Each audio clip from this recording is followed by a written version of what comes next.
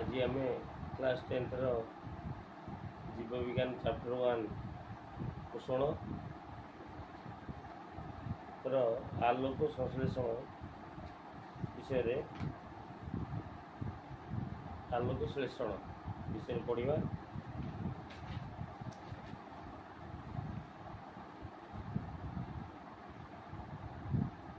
सबुज उद्भिद आलोक श्लेषण प्रक्रिया श्वेतसार जातीय खाद्य प्रस्तुत करते। जो श्वेतसार खाद्य जीव जगतर सबु जीवों प्रत्यक्ष आ परोक्ष भाव में खाद्य अटे। आलोक श्लेषण प्रक्रिया द्वारा सबुज उद्भिद माने सबुज कणा बा क्लोरोफिल सबुज कणा बा क्लोरोफिल माध्यम दृश्यमान आलोक शक्ति को रासायनिक शक्ति रे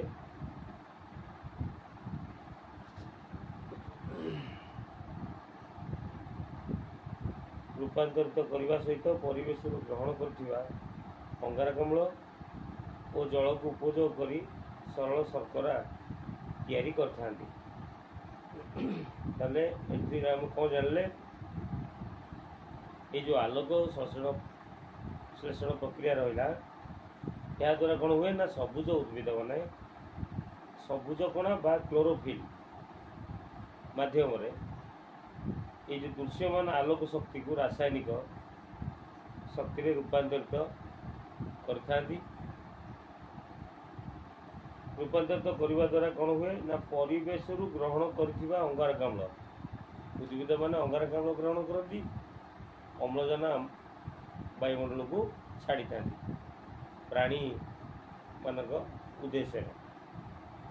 तो ये माने जो अंगारकाम्ल ग्रहण करती ता सहित जल ये दीटा को उपयोग करी से माने करना सरल शर्करा तैयारी करता। आधार और संस्था विषय पढ़ा। प्रत्येक प्रक्रिया एक आधार और संस्था दरकार। जेपरी आम रोषई घर आमर हूँ आमर आधार एवं व्यवहृत आम रोषई घर जो व्यवहार करुचे चूल्ही हो हांडी हो गैस चूल्हा हो स्टोव हो एगुड़ा जो आम जो व्यवहार करुचे करेई एगुड़ाक हूँ संस्था। ये आधार आ जो संस्था विषय में पढ़ुचे ये आधार हूँ किए ना आम रोषई घर आ रोषई घर भितर थिबा सामग्री चूल्ही गैस स्टोव इंडक्शन चूल्हा है सहित कड़ई डेक्ची हांडी एगुड़ाक सब हूँ कौन ना संस्था। से परी सबुज उद्भिद आलोक श्लेषण व्यवहृत आधार साधारणतः सबुज पत्र अटे। तार आधार गुड़ाक हूँ किए उद्भिदर हूँ सबुज पत्र। सबुज पत्र पृष्ठ रे छोट छोट रंध्र थाए कणा पत्र मानकर रंध्र थाए से पत्रर तल पार्श्व थाए। सबुज पत्र पृष्ठ रे ये जो सब रंध्र थाए ताको आम स्टोम बा स्टोमाटा बोली कहू। ये स्टोम देगिरी परिवेश और पत्र मध्य अंगारकाम्ल और जलीय बाष्प विनिमय घटे। बुझेगा। सबुज पत्रर गठन सबुज रंगयुक्त पालिसेड और स्पंज पारेनकाइमा टिश्यू द्वारा होता है। मनला आउ थे कहीदे सबुज रंग द्वारा पालिसेड स्पंज पारेनकाइमा और टिश्यू ये सब द्वारा होता है। पत्र भितर थिबा ये दुई प्रकार पारेनकाइमा टिश्यू कोष भितर क्लोरोप्लास्ट नामक अंगिका रही है। टिश्यू भितर ये जो आम पत्र भितर थिबा दुई प्रकार पारेनकाइमा टिश्यू थाए तार जो कोष अच्छी टिश्यूर कोष भितर क्लोरोप्लास्ट नामक गोटे अंगिका रही है। क्लोरोप्लास्ट रे थिबा रस को स्ट्रोमो बोली कहुए। यही रस विभिन्न प्रकार एंजाइम पोषक थाए।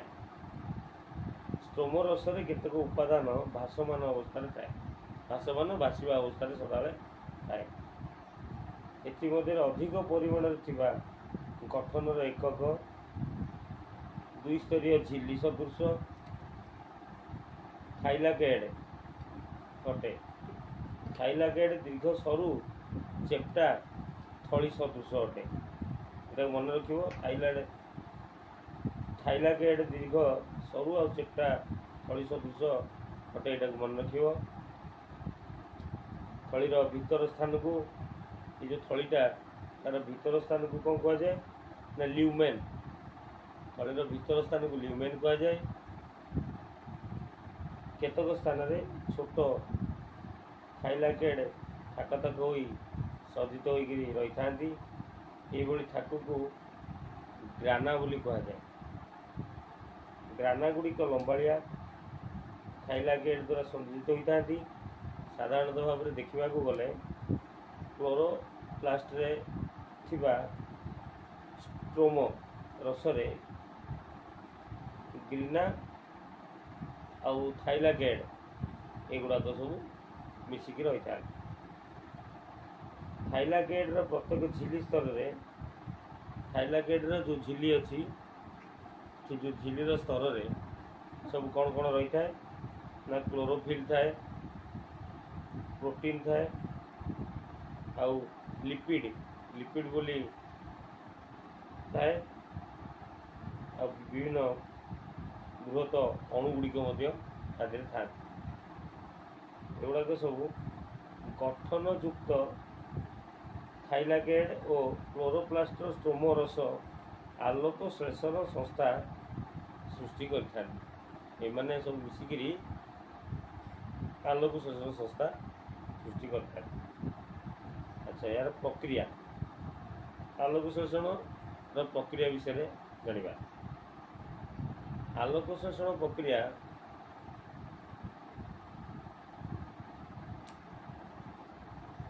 को जानिबा पई विभिन्न परीक्षा करा जायछि। यह मध्य दुईटी हूँ मुख्य परीक्षार सिद्धांत। प्रथम सिद्धांत हूँ कौन ना फ्रेडरिक ब्लैकमैन 1905 मसीह जणाइथिले से प्रक्रियात्मक परीक्षा द्वारा दर्शाई आलोक श्लेषण दुई सह प्रक्रिया द्वारा समाहित होता है। ये जो प्रक्रियात्मक परीक्षा जो करा जो आलोक श्लेषण दुई सह प्रक्रिया द्वारा समाहित होता है।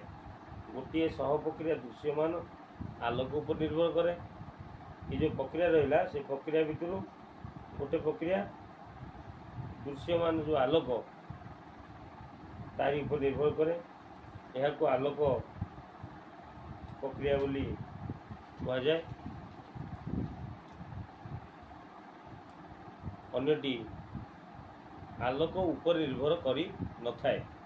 गोटे आलोक उपर निर्भर करता है, अन्यटी आलोक उपर निर्भर करी न थाए। यह को अंधकार प्रक्रिया बोली कह जाए। यदि आलोक उपर निर्भर न कला ताले सेटा अंधकार हो गला, तो से अंधकारटा को अंधकार प्रक्रिया बोली कहगला। ताले आलोक श्लेषण दुईटा हूँ प्रक्रिया में जानले। गोटे हूँ आलोक प्रक्रिया, अन्यटी हूँ अंधकार प्रक्रिया। द्वितीय सिद्धांत हूँ कौन ना आलोक श्लेषण जैव रासायनिक क्रिया द्वारा आम कि परीक्षा करने परे आम ए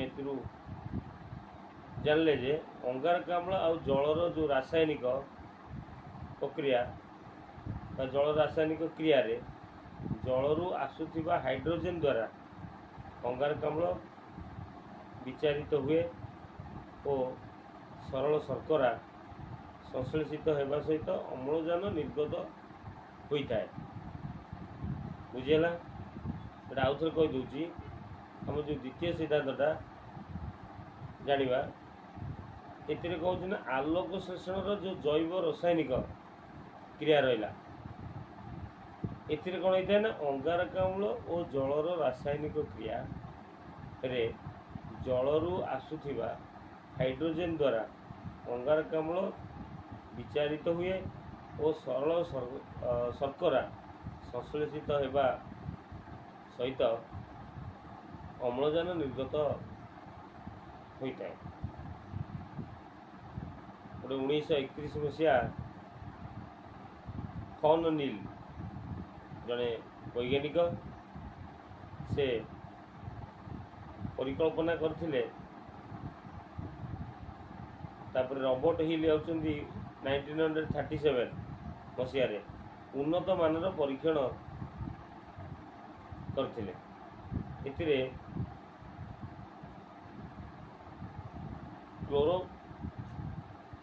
क्लोरोप्लास्ट क्लोरोफिल माध्यम रे आलोक शक्ति को व्यवहार करी ग्लूकोज संश्लेषण करता है। आउ थे बुझ क्लोरोप्लास्ट और क्लोरोफिल माध्यम रे आलोक शक्ति को व्यवहार करी ग्लूकोज संश्लेषण करता है।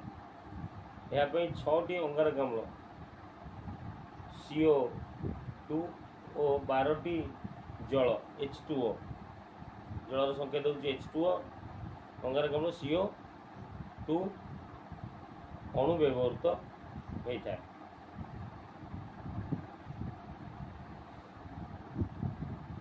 आलोक प्रक्रिया विषय जानिबा दृश्यमान आलोक उपस्थिति रे थाइलाकेड झिली रे आलोक प्रक्रिया संघटित होता है।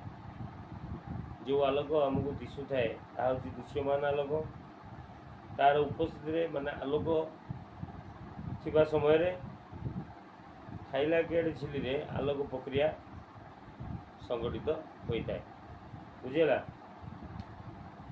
प्रक्रियाटी को दुईटी पर्याय विभक्त करा जाए। प्रथम पर्याय रे झिली रे सज्जित होइतिबा क्लोरोफिल अणुगुड़िक समष्टि आलोक शक्ति को ग्रहण करता है। प्रथमे आलोक ग्रहण करथिबा क्लोरोफिल अणु पर्यायक्रमे अन्य क्लोरोफिल को आलोक शक्ति स्थानांतरित करता है। शेष में क्लोरोफिल आलोक प्रतिक्रिया केंद्र रे जाइए पहुँच जाए। किए पहुँच जाए क्लोरोफिल आलोक प्रतिक्रिया केंद्र जाइए पहुँचे ताकू P700 फोटो सिस्टम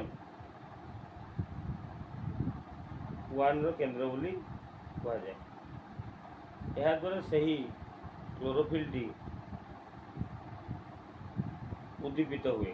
उद्दीपित अर्थ एक्टिव हो गला बुझेगा और ताठारू एक अधिक शक्ति संपन्न अस्थिर इलेक्ट्रॉन बाहर क्लोरोफिल टी जारित अवस्था को चली जाए। इलेक्ट्रॉन टी विभिन्न बाहक अणु माध्यम रे गति करी परिशेष रे एक ग्राहक अणु पाखे पहुँचता है। से शेष ग्राहक अणु को सहकारक बोली कह जाए। ये गोटे क्वेश्चन आसी सहकारक कौन बुझेगा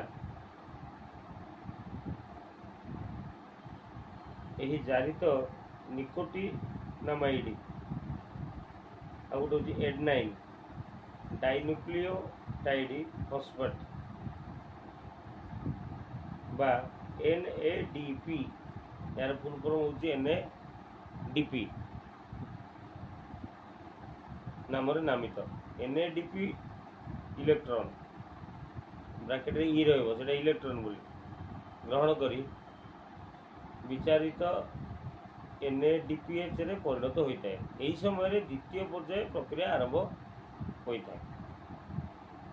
प्रथम आलोक प्रतिक्रिया केंद्र रे वर्तमान एक इलेक्ट्रॉन शून्यता सृष्टि होती पूर्ण करने अन्य एक आलोक प्रतिक्रिया केंद्र P680 बा फोटो स्टीम 2i केंद्र रु इलेक्ट्रॉन आसता टिके कन्फ्यूज रोची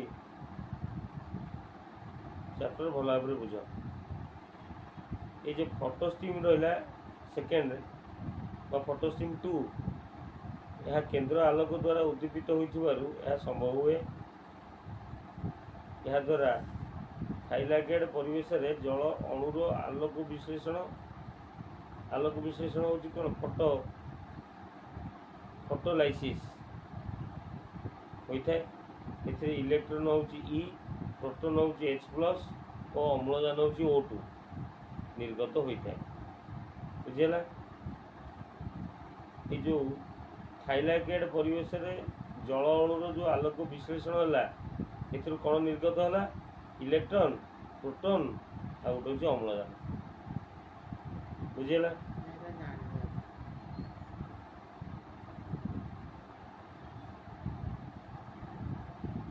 अरे थाइलाकेड जो परिवेश तैयारी है से जो जल ये जो अणुर आलोक विश्लेषण है जल सहित अणु ये जो आलोक विश्लेषण है हवा द्वारा ये तीनोटी जिनस तादर बाहर कौन गोटे हूँ इलेक्ट्रॉन गोटे प्रोटॉन आ गोटे हूँ अम्लजान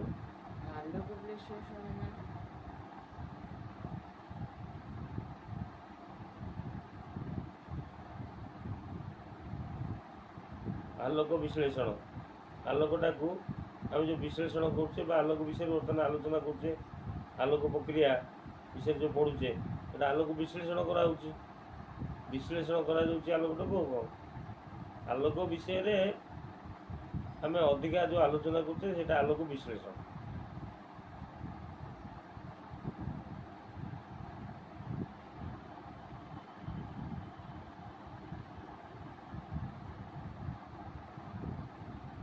थाइलाकेड रे इलेक्ट्रॉन चलन द्वारा थाइलाकेड थली भितर बा ल्यूमेन रे अधिक प्रोटॉन जाइकी जमाई जाए यह द्वारा एक प्रकार अवक्रम बा बल सृष्टि होता है यही बल को उपयोग करी कम शक्ति संपन्न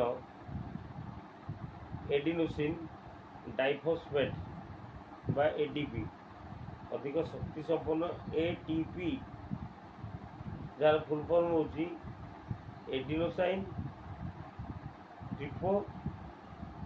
ट्रिफोस्फेट रे परिणत होता है एटीपी रे परिणत होता है आउ थे देख ये जो बल तैयारी ये बल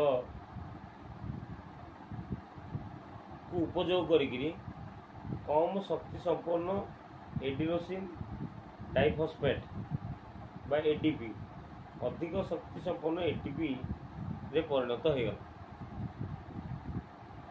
मोट उपरे कहवाकू गले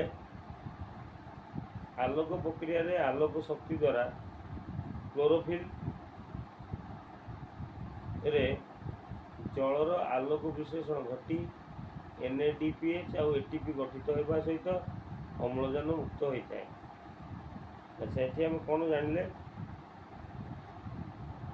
ये जो आलोक प्रक्रिया होची एथिरे जो आलोक शक्ति अच्छी ये जो आलोक शक्ति क्लोरोफिल रे जलर आलोक विश्लेषण घटे क्लोरोफिल रे जलर आलोक विश्लेषण घटे घटवा फल NADPH और ATP गठित होता है।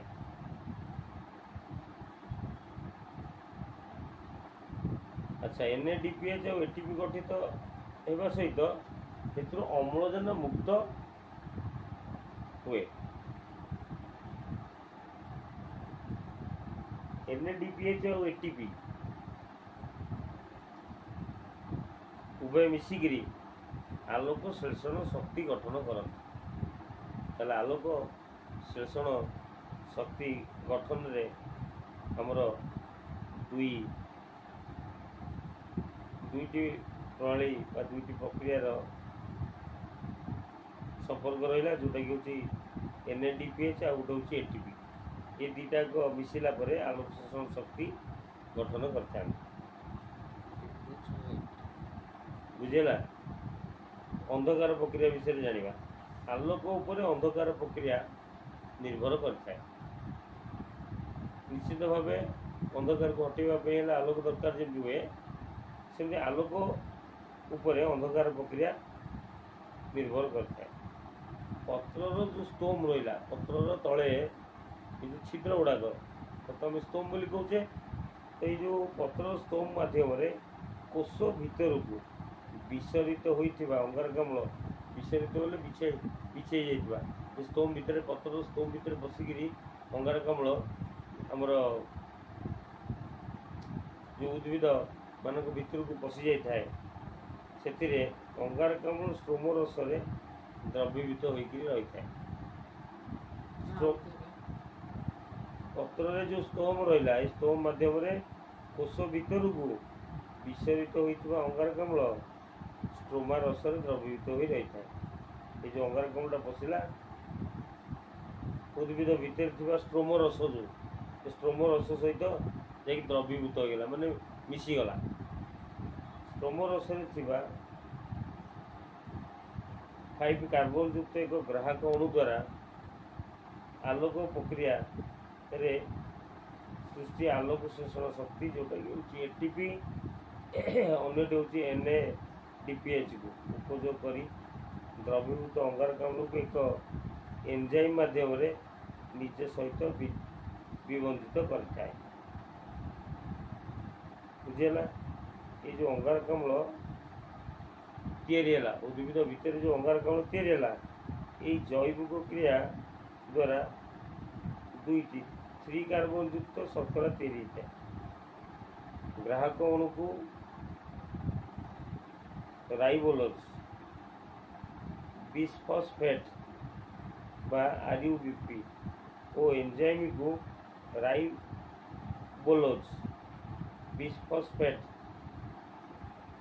कार्बो ऑक्यूलेज ऑक्सीजनेट बा रुबिस्को कहुए से मन रख राइबोलेज बिस्फॉस्फेट कार्बो ऑक्सीलेज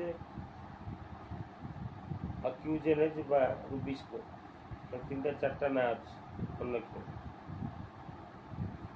आलोक शोषण जैव रासायनिक अंधकार प्रक्रिया समय पर्यायक्रमे विभिन्न प्रकार जैव अणु और समन्वित नियोजित होती था। अंधार प्रक्रिया समय विभिन्न जैव अणु और संतरक नियोजित होता है। एंजाइम जो रहा उद्भिद भितर एंजाइम गुड़िक मध्य रुबिस्कोर भूमिका होची गुरुत्वपूर्ण भितर थिबा एंजाइम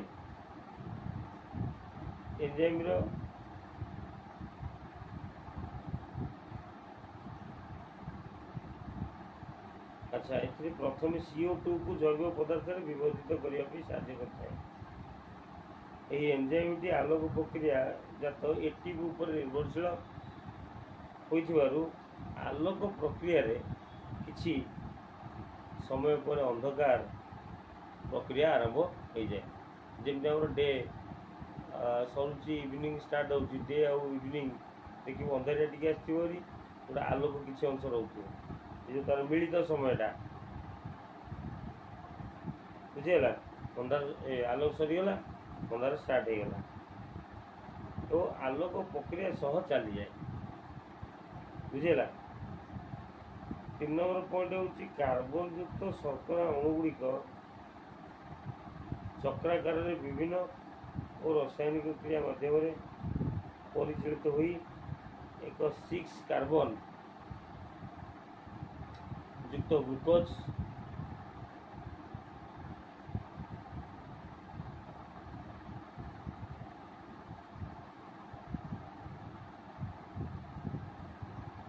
अच्छा 5 नंबर पॉइंट हूँ कार्बन युक्त राइबोलोज बिस्फॉस्फेट ग्राहक अणु को पुनर्बार सृष्टि करता है।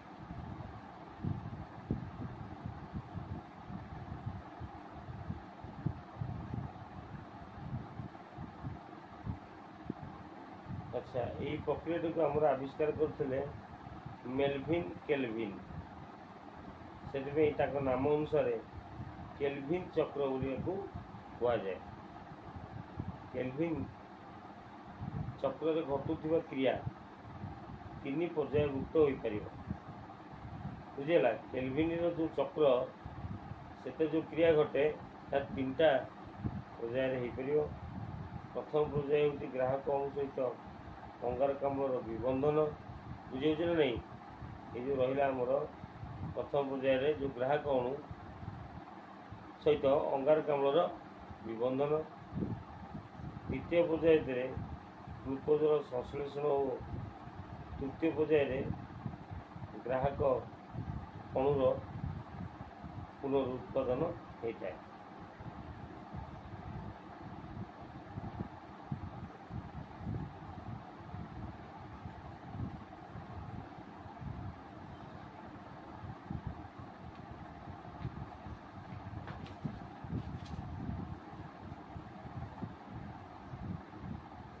ଆମେ ନେକ୍ସଟ ଭିଡ଼ିଓରେ ମଣିଷର ପାକତନ୍ତ୍ର ବିଷୟରେ ପଢ଼ିବା।